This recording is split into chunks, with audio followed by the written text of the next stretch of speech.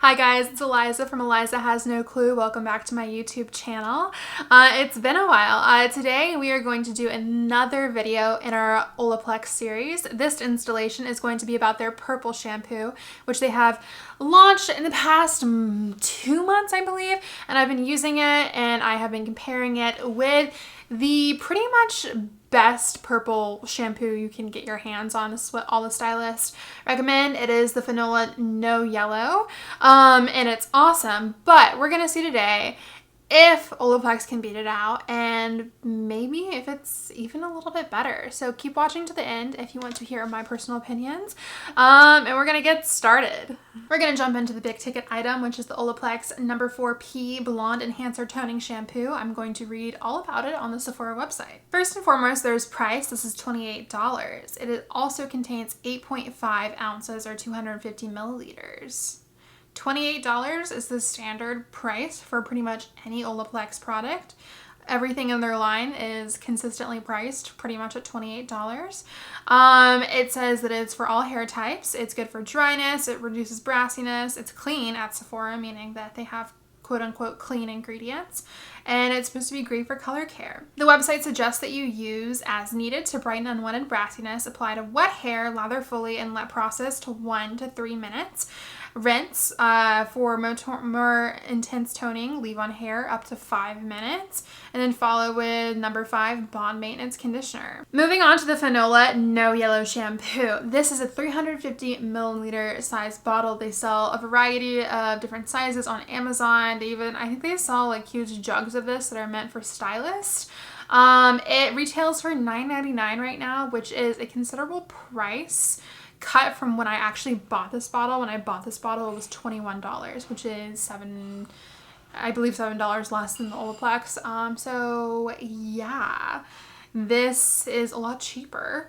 I believe the reason for that price decrease is because they have come out with another line of shampoos that are supposed to be better. Don't take my word for that. That's just a guess of mine. So we're going to read a little bit about this on the website. The website reads, No Yellow Shampoo neutralizes yellow reflections deriving from pigment residue after bleaching, lightening, and the oxidizing actions of the elements. No Yellow treatment is the only professional treatment formulated with a specific violet pigment with intensive action that neutralizes yellow reflections, giving the hair a cool, bright, and even reflection. How to use it. Apply on damp or dry hair for 1 to 3 minutes and rinse. Use gloves to prevent staining of the hands. Apply once a week or when the yellow becomes visible. What's notable about Fanola to me is its accessibility.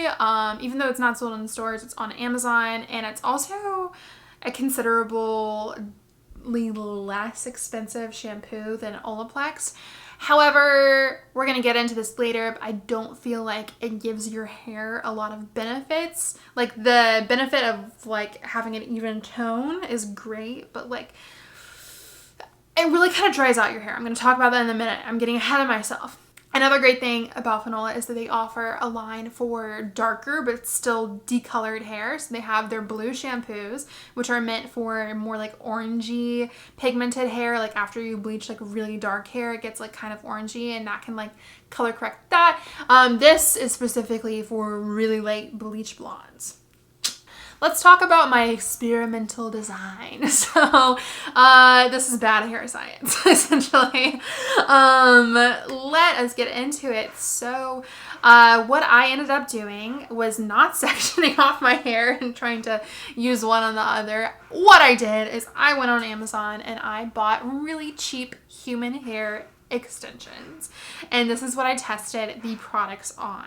So I had 6 wefts and I split them up into groups of 2, and then I decided to have one as a control, and you're going to laugh when you see how yellow this was before I treated it.